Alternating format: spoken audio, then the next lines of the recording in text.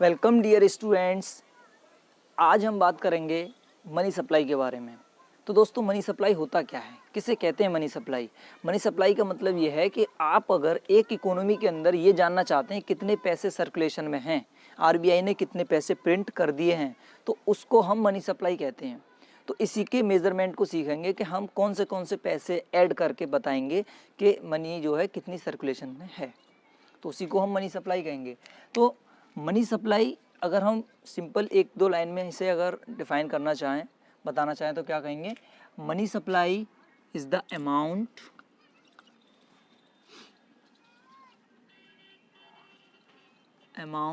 Of money held by people in an economy at any given time। यानी कि एक economy में जितना भी अमाउंट ऑफ मनी है जो लोगों के पास है, उसे अगर आप एक किसी गिवन टाइम पर मेज़र करते हैं तो वो मनी सप्लाई कहलाता है।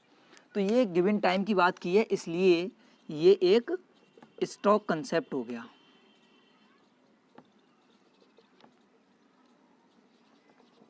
क्योंकि एक पॉइंट ऑफ टाइम की बात कर रहे हैं आप, इसलिए ये जो है गिवन टाइम की बात है, एट पॉइंट ऑफ टाइम की बात है, इसलिए एक स्टॉक कंसेप्ट है ये।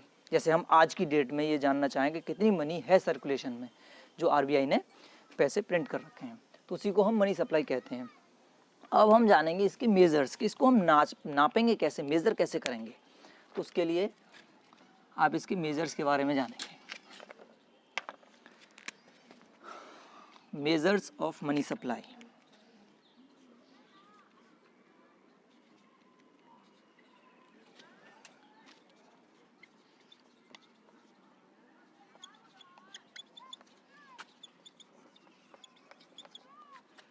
ठीक है, इसके मेजर्स यानी कि हम कैसे बताएंगे कि मनी कितनी सर्कुलेशन में है, कौन से पैसे हमें ऐड करने पड़ेंगे, कहाँ पर होते हैं पैसे लोगों के, उसके बारे में जानेंगे। तो इसमें हम चार कंसेप्ट्स को पढ़ेंगे, M1, M2, M3 and M4। ये चार कंसेप्ट दिए गए मनी सप्लाई को मेज़र करने के। तो ये M1 सबसे पहला कंसेप्ट है। तो M1 को हम जैसे अगर लिखना चाहें अप टू 1967-68, यानी कि 1967-68 तक, यानी और इससे पहले M1 को ही मनी सप्लाई में इंक्लूड किया जाता था, इसी को मानते थे मनी सप्लाई है। और ये जो था, ये M यहाँ पर मनी सप्लाई के लिए यूज़ हो रहा है, इसको हम ट्रेडिशनल कंसेप्ट कहते थे। ट्रेडिशनल कंसेप्ट, ट्रेडिशनल, या फिर हम इसको दूसरा नाम दे सकते हैं नैरो अप्रोच।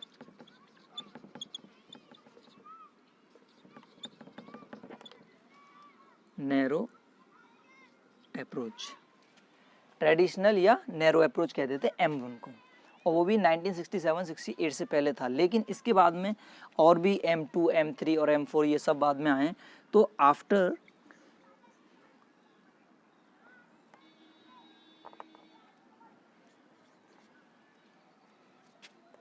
1967-68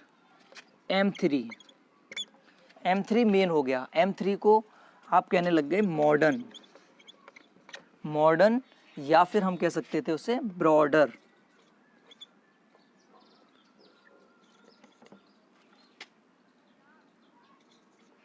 अप्रोच, इस तरीके से आप इसे M3 को ब्रॉडर अप्रोच या मॉडर्न अप्रोच कहने लगे। तो मेजर्स ऑफ मनी सप्लाई के अब हम चार डिविजन्स को पढ़ेंगे कि कैसे मेज़र किया जाता है। तो सबसे पहले हम इसको चार हिस्सों में डिवाइड कर लेते हैं।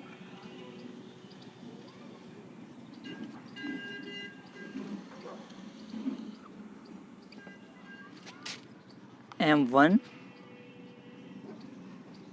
M2, M3 एंड M4, इस तरीके से चार डिवीज़न कर लिए। तो सबसे ये जो इम्पोर्टेंट है आपको याद करना है वो M1 याद करना है। ये फिर आसान है क्योंकि M1 इन तीनों में इंक्लूड हो जाएगा, इस वजह से ये ज़रूरी है आपको याद करना अच्छे से। ठीक है, M1 को अच्छे से याद करना है। तो M1 के अंदर क्या क्या चीज़ें आती हैं इसके अंदर, देखिए इसके अंदर 3 चीज़ें हैं basically, CC, DD and OD। ये 3 चीज़ें M1 के अंदर आती हैं। अब ये CC, DD, OD क्या है, इसको आप लिखेंगे CC is equals to currency notes and coins, currency notes and coins held with the public. यानी कि पब्लिक के पास में जो पैसा है इन कैश उनके पास में उनके घरों पे रखा हुआ, उसे आप यहाँ पे इंक्लूड करेंगे CC के अंदर, currency notes and coins held with the public. DD यानी कि कमर्शियल और कोऑपरेटिव बैंक्स के पास में जो पैसा जमा होता है, कमर्शियल और कोऑपरेटिव बैंक के पास में, चाहे वो सेविंग अकाउंट की फॉर्म में हो या फिर करंट अकाउंट की फॉर्म में हो, जो लोगों का पैसा है वो बैंक में जमा होता है, या तो अपने पास होगा अपने पास, या फिर बैंक में जमा होगा। तो अपने पास वाला यहाँ हो गया, बैंक वाला यहाँ पे इंक्लूड कर दिया। तो डिमांड डिपॉजिट, और डिमांड डिपॉजिट इन्हें इसीलिए कहते हैं कि आप इन्हें किसी भी टाइम, एनी टाइम आप अपने डिमांड करके उनको डिपॉजिट्स को विड्रॉ कर सकते हैं, आप चेक के थ्रू भी विड्रॉ कर सकते हैं, ठीक है। तो इसलिए इन्हें डिमांड डिपॉजिट कहते हैं। तीसरा है अदर डिपॉजिट्स, OD।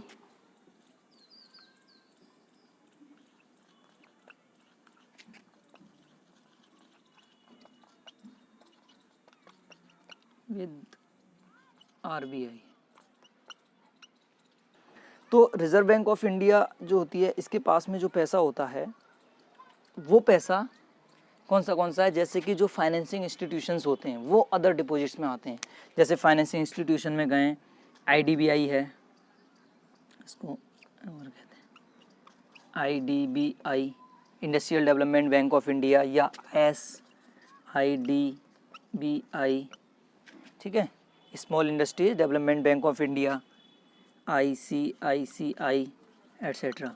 अगर इन सब के डिपॉजिट्स अगर RBI के पास में जमा हैं तो वो सभी अदर डिपॉजिट्स में आएंगे। तो इन तीनों को अगर आप प्लस कर दें, लोगों के पास जितना पैसा है उसे, प्लस डिमांड डिपॉजिट जितने यानी बैंक्स में जो पैसा है उसे, और जो अदर डिपॉजिट RBI के पास में है उसे, इन तीनों को अगर आप ऐड कर देंगे, सम अप कर देंगे, तो वो आपका M1 के बराबर होगा, यानी कि वो आपका मनी सप्लाई होगा। तो ये मेज़र जैसा कि मैंने बताया था, ये 1967-68 से पहले तक यही मेज़र चलता था और इसी के अकॉर्डिंग मनी सप्लाई कैलकुलेट की जाती थी। तो इसको हम नैरो कंसेप्ट कहते थे, narrow concept of measuring money supply या नैरो अप्रोच।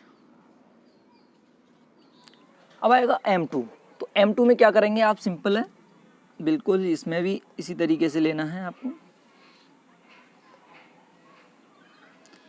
M1 को इंक्लूड करेंगे इसमें, और M1 को आप अगर ओपन करके लिखेंगे तो हो जाएगा CC plus DD plus OD, ये M1 हो गया। अब इसमें एक चीज़ और प्लस कर देते हैं, बस इसमें पूरा का पूरा सेम यही रहता है। इसमें एक चीज़ जो प्लस की जाती है वो ये है कि यहाँ पे सेविंग डिपॉजिट्स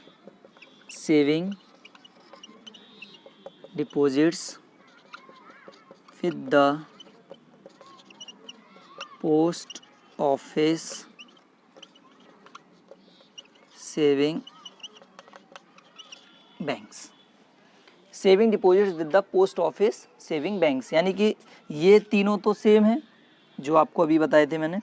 अब इसमें सिर्फ और सिर्फ आपको ऐड करना है saving deposit with the post office saving banks, यानी कि जो बहुत से लोग होते हैं जो कमर्शियल बैंक्स या कोऑपरेटिव बैंक्स में जमा ना करके सेविंग करते हैं, ये आपकी पोस्ट ऑफिस बैंक्स जो होती हैं, पोस्ट ऑफिस में वहाँ पे भी पैसे जमा किए जाते हैं अकाउंट्स खोल करके। तो इसी तरीके से इसको और ऐड कर दिया जाए अगर इसमें, तो वो M2 के बराबर होगा हमारा। ईजी है, और इसको आप सिंपली याद कर सकते हैं अगर शॉर्ट में करना चाहते हैं तो POSB, post office saving banks. तो saving deposit with the post office saving banks हो गया। अब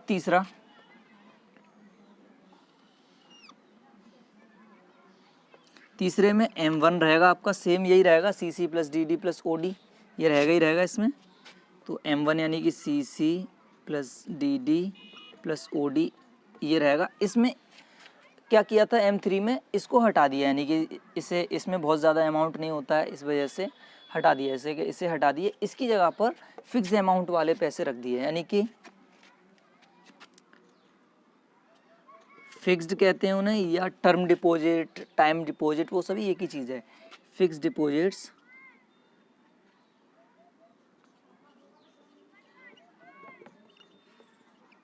विद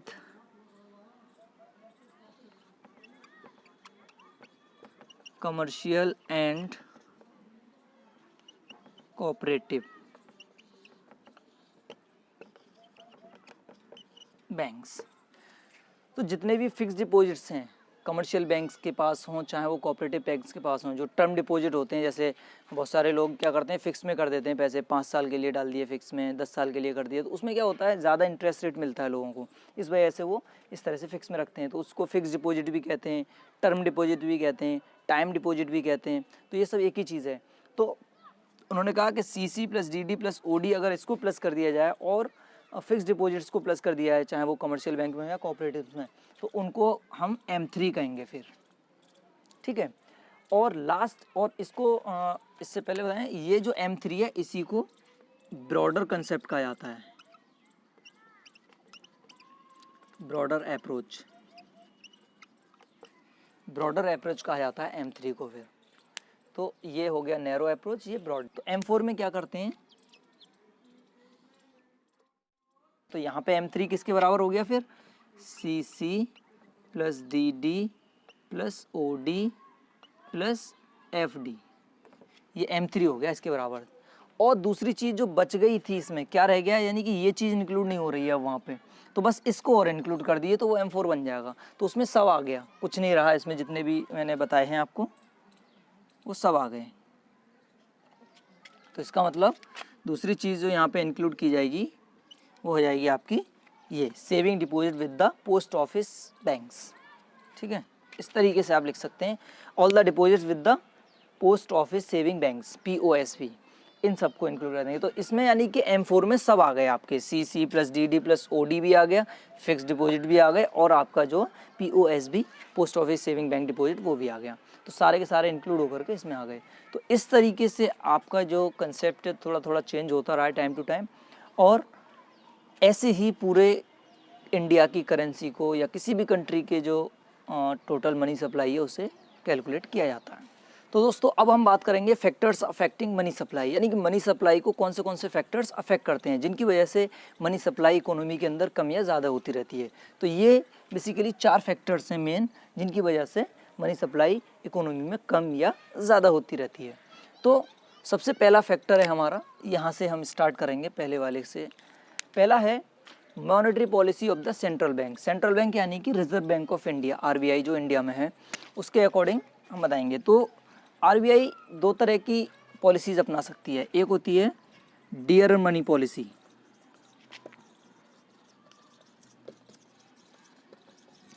डियर मनी पॉलिसी में क्या होता है, जो डिफरेंट टाइप के रेट्स होते हैं, जैसे कि CRR, cash reserve ratio, SLR, statutory liquidity ratio, bank rate है, रेपो रेट है, रिवर्स रेपो रेट है, ये सारे रेट्स आते हैं। तो इन सबको ये क्या करते हैं, ये बढ़ा देते हैं, इसे भी,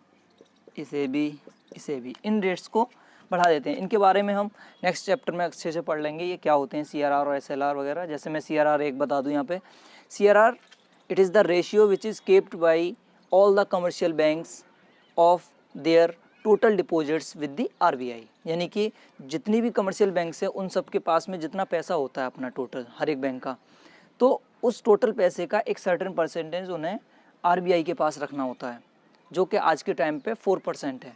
तो ये रेट होता है, अगर इस रेट को सपोज कीजिए बढ़ा दिया तो क्या होगा, इकोनॉमी से पैसा कम हो जाएगा, वो पैसा RBI के पास पहुंच जाएगा, फिर ज़्यादा पैसा रखना होगा कमर्शियल बैंक्स को RBI के पास। तो इसी तरीके से अगर इन SLR और बैंक रेट इन सबको अगर बढ़ाया जाता है, अगर यानी कि हम कहेंगे सेंट्रल बैंक ने डियरर मनी पॉलिसी अपनाई हुई है, तो इकोनॉमी से जो मनी सप्लाई होगी, मनी सप्लाई या सप्लाई ऑफ मनी, वो क्या होगी, डिक्रीज हो जाएगी। दूसरी पॉलिसी होती है चीप मनी पॉलिसी। अगर मान लीजिए आरबीआई ने या सेंट्रल बैंक ने चीप मनी पॉलिसी अपनाई हुई है, तो उसमें क्या होगा, सीआरआर इसका रेट डाउन हो जाएगा, एसएलआर इसका भी रेट डाउन, बैंक रेट, ये सभी क्या होंगे, इनके रेट डाउन कर दिए जाएंगे, परसेंटेज इनका डाउन कर दिया जाएगा। तो इससे ये होगा कि मनी सप्लाई जो होगी वो इंक्रीज़ हो जाएगी। जब कम पैसा जमा करना होगा उनको आरबीआई के पास में या अपने पास में भी, तो क्या होता है, वो मनी सप्लाई उससे बढ़ जाएगी इकोनॉमी के अंदर। तो ये दो तरह की पॉलिसी अपनाती है, पहले में ये हो गया। अब सेकेंड वाला,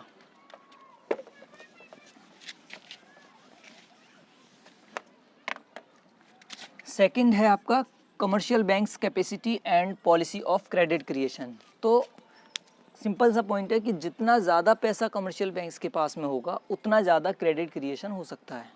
ठीक है, अगर मान लीजिए बैंक्स के पास में पैसा ही नहीं है बहुत ज़्यादा, तो क्रेडिट क्रिएशन भी नहीं कर पाएंगे। ये क्रेडिट क्रिएशन एक प्रोसेस होता है जिसमें कमर्शियल बैंक्स जो हैं क्रेडिट क्रिएट करती हैं। ये बैंक्स में, जब बैंक्स का चैप्टर पढ़ेंगे अगला, उसमें पढ़ेंगे ये भी हम, क्रेडिट क्रिएशन कैसे करती हैं। तो जब वो बैंक्स के पास में, सिंपल ये है कि जब बहुत ज़्यादा अमाउंट में पैसा होगा तो मनी सप्लाई बढ़ जाएगी, और पैसा अगर कम होगा बैंक्स के पास में तो मनी सप्लाई कम हो जाएगी, क्योंकि वो बहुत ज़्यादा क्रेडिट क्रिएट नहीं कर पाएंगे इस वजह से। थर्ड है governments fiscal policy. Fiscal policy में सिंपली दो चीज़ें होती हैं मेन, गवर्नमेंट का रेवेन्यू और गवर्नमेंट का एक्सपेंडिचर। रेवेन्यू जो होता है यानी कि इनकम रेवेन्यू, एक तरीके से जो ज़्यादातर सबसे बड़ी इनकम जो होती है गवर्नमेंट की वो टैक्स के थ्रू होती है। तो अगर मान लीजिए हम तीसरे पॉइंट की अगर बात करें इसकी, तो अगर हम रेवेन्यू यानी कि जो इनकम है गवर्नमेंट की, रेवेन्यू अगर ज़्यादा है और एक्सपेंडिचर गवर्नमेंट का कम है, खर्चे, यानी गवर्नमेंट जो है पुल वगैरह बनवाती है, तमाम डैम्स वगैरह बनवाती है, ये सब जो ब्रिजेज़, रोड्स, इन सब में खर्चे करती है। तो अगर रेवेन्यू ज़्यादा है यानी कि इनकम ज़्यादा हो रही है, गवर्नमेंट की इनकम ज़्यादा हो रही है और एक्सपेंडिचर कम है, तो उस कंडीशन में क्या होगा, जो मनी सप्लाई है वो कम हो जाएगी इकोनॉमी से, क्योंकि एक्सपेंडिचर कम कर रही है गवर्नमेंट, ज़्यादातर पैसा वहीं इकट्ठा है उसके पास में, इसलिए सर्कुलेशन में नहीं है, तो यहाँ पे मनी सप्लाई कम हो जाएगी। और दूसरी कंडीशन में ये होता है, अगर रेवेन्यू कम है और एक्सपेंडिचर ज़्यादा कर दिया गवर्नमेंट ने, यानी गवर्नमेंट के पास में जितना पैसा है एक साल में वो कम आया लेकिन एक्सपेंडिचर ज़्यादा कर दिया उसने, खर्चे ज़्यादा कर दिया, तो उससे क्या होगा, मनी सप्लाई इकोनॉमी के अंदर वो बढ़ जाएगी। तो इस तरीके से हम ये गवर्नमेंट्स की फिस्कल पॉलिसी से भी मनी सप्लाई के इफेक्ट को देख सकते हैं। नेक्स्ट है अगला और लास्ट, इसमें fourth, communities choice. Communities choice में यह है कि लोगों की चॉइस पे डिपेंड करता है कि अगर लोगों की ये चॉइस है, बैंकिंग हैबिट्स कैसी हैं उनकी, क्या वो लोग जो हैं अपना पैसा ज़्यादातर बैंक में रखना चाहते हैं, क्या वो लोग जो हैं ज़्यादातर जो ट्रांजैक्शंस करते हैं ऑनलाइन ट्रांजैक्शंस करते हैं, क्योंकि क्रेडिट क्रिएशन तभी ज़्यादा हो सकता है जब ऑनलाइन ट्रांजैक्शंस हों। तो ये लोगों की चॉइस पे भी डिपेंड करता है कि वो लोग अपना पैसा बैंक्स में रखना चाहते हैं या फिर ऐसे अपने पास कैश में रखना चाहते हैं। तो ये लोगों की चॉइस से भी डिपेंड करता है कि मनी सप्लाई ज़्यादा होगी या कम होगी। तो इस तरीके से स्टूडेंट्स ये पूरा चैप्टर हमने कंप्लीट कर लिया है। अब इसमें कोई क्वेश्चन हो आपका तो आप मुझे कमेंट बॉक्स में पूछ सकते हैं, और इसके अलावा इस चैप्टर के पूरे नोट्स आपको डिस्क्रिप्शन में लिंक दिया हुआ है, वहाँ से मिल जाएंगे, आप वहाँ से डाउनलोड कर सकते हैं। Thank you.